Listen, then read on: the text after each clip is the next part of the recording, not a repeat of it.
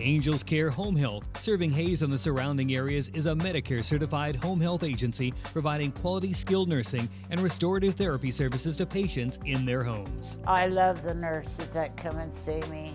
Angels Care is there to help 24 hours a day, and all services are covered 100% by Medicare for patients who are eligible. Since I learned about Angel Care, I would recommend them to anybody. Angels Care Home Health. We serve patients. Eagle Community Television presents Community Connection with your host, Mike Cooper. Hello and welcome again to Community Connection from Eagle Community Television. Thanks for watching. Thanks as always to the producer of our series, the editor, and the guy behind the camera, Jeff Durall. We're at Albertson Hall, room 131, with Dr. Fred Britten, professor of the Department of Communication Sciences and Disorders. Dr. Britten was recently honored at the November holiday event at Fort Hays State University for 40 years of work through the Department of Communication Sciences and Disorders, formerly known as the Herndon Clinic, if you will. And now in his 41st year. Congratulations, first of all, Fred. Thank you. That's a real honor, believe me. What brought you to Fort Hays State, and what was then the I guess, speech and hearing clinic at the time? Well, I actually am not a Kansas native. I graduated with my master's degree and took a job that would give me good experiences and a high pay, which was in Goodland. And so for 3 years I was in Goodland working half-time hospital and half-time school setting. So you had medical side as well as educational side. Mm-hmm. So it was kind of an interesting position to have. And then Fort Hays was adding and growing, and so they decided to add an audiology position, and I was recruited to apply and ended up getting that. So I had met my wife in Goodland, and then we moved here to Hays, and we have been here since. The rest is history. The rest is history. Right? It's like, you know, they did not have an audiologist in the program. They were needing to expand in that area, and they had bought some new equipment, some different things that they needed, and so it was something that I said, well, yeah, I'll go give this a try for a few years. And well, Fred, has audiology testing in the schools been a long time thing? Because it seems like it's been around in the school system for a long time. Yes, there's actually a state regulation for that mandates hearing screening on all children upon entering a school district, and that's been in effect since 1969. Mm-hmm. So that was a big part of starting services and getting services established on a regular basis. And over the years, I've been quite involved with training people really across the state. Various teams of people that have trained people on how to do hearing screenings on kids in the schools and so forth to meet that state mandate. There are some state guidelines that have been several versions of it over the years, and this time we really have in about 2014 was some final edits, but really in the 2000s we were fine-tuning so that the training of people was the same whether it would be done in Goodland or whether it be done in Pittsburgh, Kansas, so across the state. And so I was a member of a team that looked at those guidelines and refined them so that we would have consistent training and testing of hearing so that it would assist and help schools to meet that state mandate that they have to meet. So it's the technology has changed where we used to have to take quite a bit of stuff with us. We now can get everything into like one unit that has, you know, all the testing procedures that available in that unit. So that has changed and so forth. But as a result, we have various individuals assigned in districts to test hearing, and they have certain regulations they have to follow and keep track of.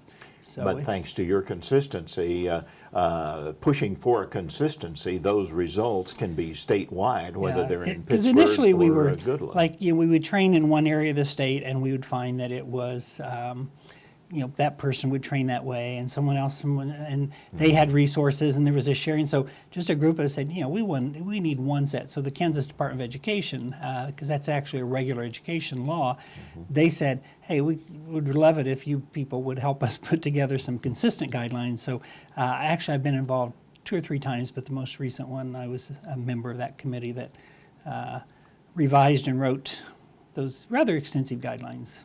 But you only plan to stay at Fort Hays 3 years, I believe. Yeah, I know. It's been a long 3 years or a short 3 years. I'm not sure which way to look at that. So, yeah, I did. But at the time, we came here.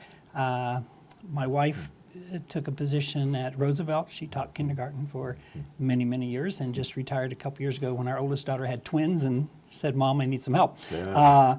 But then, we had, started having kids and the school system was here. But more importantly, I've had opportunities to leave, but we have always had such good support from our administration here at Fort Hays for this program. Going back, Dr. Tamanik was coming in as president as I was arriving on campus as well, but support not only from the top administrators, but also the vice president positions and the dean position. We've always had support for not just our academic education program, but our clinical education program as well. So it's kind of like, why leave us when something good's going on? So I guess I've stayed, and our kids got through school here and are now all outside of town and so forth. They're spread out a little bit, but I've continued to stay here. I guess I'm not ready to leave. Well, yeah, speaking of spread out, where are they now? Catch us up. The oldest daughter is a physical therapist in Lincoln, Nebraska at a rehab hospital there. She's been there for many years and is working on a spinal cord injury team. My second daughter is an accountant out at the Pepsi Center in Denver, and so she keeps busy with that. And my third daughter is a second grade teacher in Shawnee Mission School District. And then my son works for Apple at their home headquarters. And don't ask me what he does because he's not allowed to tell. So that's all I can say. We ask him and he doesn't tell us a thing. And so you don't get a thing. He's a company man for sure there. So they're spread out a little bit. But Well, tell us about the evolving that took place here, the services in the department when Geneva Herndon came on board, and take us through that, would you? Well, the clinic was named in honor of Dr. Herndon for the establishment of the services and of the program. And so she was instrumental in getting the program started. She had a clinical supervisor who was Velma Wooster, who had married the president of the university at the time. So we have had a long history of presidential contact there, I guess. So they started the program and it was small. When I came here, they did not have audiology services. And so that was part of their reasoning for hiring me and establishing my position was to establish the audiology portion of the speech hearing clinic. They did screenings and so forth, but they just didn't have the comprehensive evaluation. So that was my primary task. And so we went from having no service to getting a service established. And so it was being the only audiologist at that time, within a very wide area. We drew from a large area. Since then, there's been positions added around the state. But I think we basically, have seen things grow that, our referral base is not just from local community. People do refer themselves in. We get referrals from schools. We get referrals from physicians, not locally, but I would say 90 to 100 mile radius. We would easily have people come and drive for the services to get that. So we basically have become more of a resource center for individuals in the western part of the state, not just in audiology, but also our speech and language clinic as well.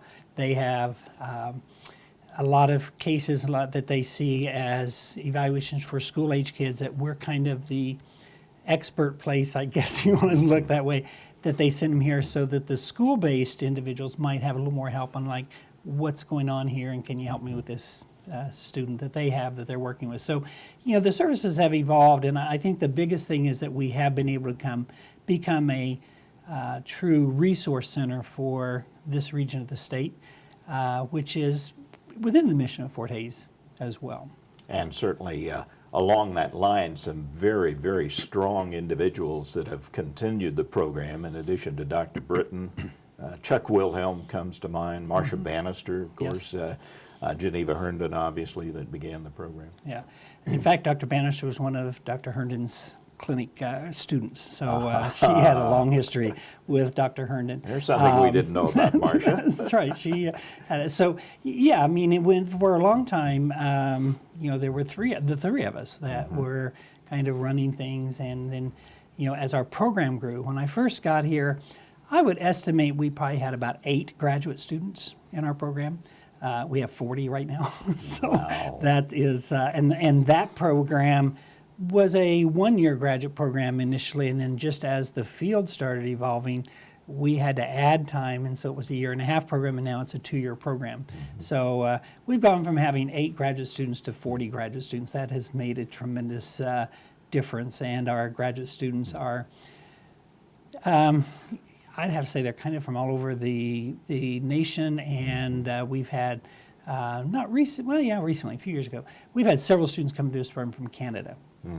Canada has a limited number of communication disorders programs at the master's level, so a lot of their individuals will come down here, and our most recent one was going to come down here, get her master's degree, and go back to Canada. She's in Hutchinson, and so it's like she stayed here. She just liked it, and so she filed all the paperwork to be able to work in the Hutchinson school system and so forth. So we've had a variety of individuals come through from around the country. Well, in a strong graduate program, University Relations told me that a team of Fort Hays State graduate students in the Department of Communication Sciences and Disorders won the National Speech Language Hearing Association Knowledge Bowl recently in Philadelphia against 10 other teams in the finals of that 2016 event. And the chapter recognized as a gold level chapter for meeting requirements, including fundraisers and advocacy events. And you were part of that.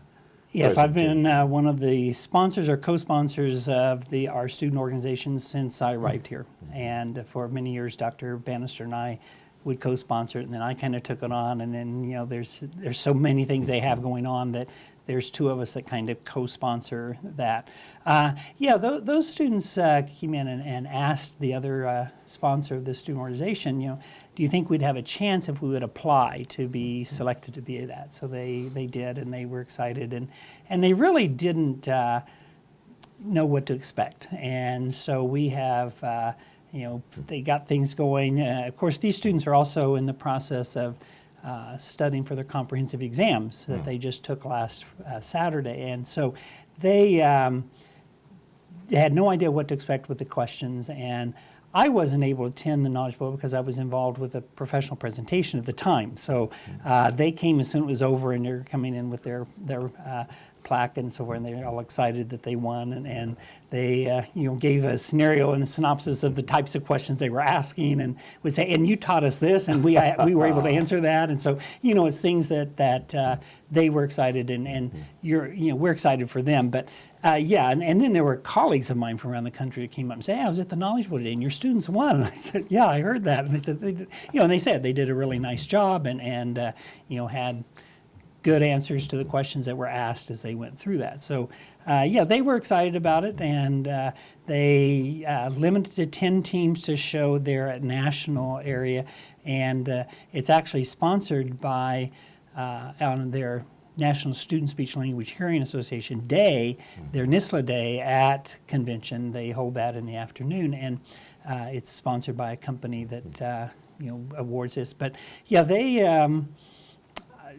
I knew they could do it. They don't know that, but they, I guess, do now. But they were very excited about it and pleased with what they had. And they were kind of giving a synopsis that after question 1, they weren't even up on the board. And then they started seeing themselves climb, and they got down to 2 questions. They were second in line, and they said, we can do this. And they had their plan all worked out. So it was nice recognition. The gold level chapter status is something that our student organization, last year they were awarded silver status, and we have a recent graduate who is on the board of the National Student Speech Language Hearing Association as one of their vice presidents. And while he was a student here, he was saying, we ought to try for silver level. They have bronze, silver, and gold. And so they got the silver level, and then the group came back last year and they said, we can do the gold. So they strove for that. And so, there's different things. They have to do some legislative advocacy at their state or national level in terms of trying to contact legislators, learning some about that. They also have to have some community service things that they do. They have a certain number of their members that they have to be involved with different activities. So they fill out their award, and they then submit their application to be gold level, and then it's decided whether they get that or achieve that or not. So they were pretty excited about that, and so they each year, I guess, they're going to have to live up to that gold standard and maintain it, I guess, is their choice. But that's something that is driven by the students. The Knowledge Bowl, driven by the students. The gold level recognition, that was driven by the students. Here at the end of January, we will be sponsoring the Ellis County Spelling Bee, our student, and it is driven by the students. So it's really a student organization where they learn the importance of involvement in a professional organizations, professional community service types of activities that they do, because that's outside of their classroom. Now in his 41st year, and of course the obvious question is, well, are you going to retire? But as he told us prior to our visit on Community Connection, the students keep saying, well, you can't retire until I graduate. The graduate students are saying, well, you can't retire until the course is completed. So I'm thinking that there'll be another few years left for Dr. Fred Britten, professor of the Department of Communication Sciences and Disorders, our Community Connection.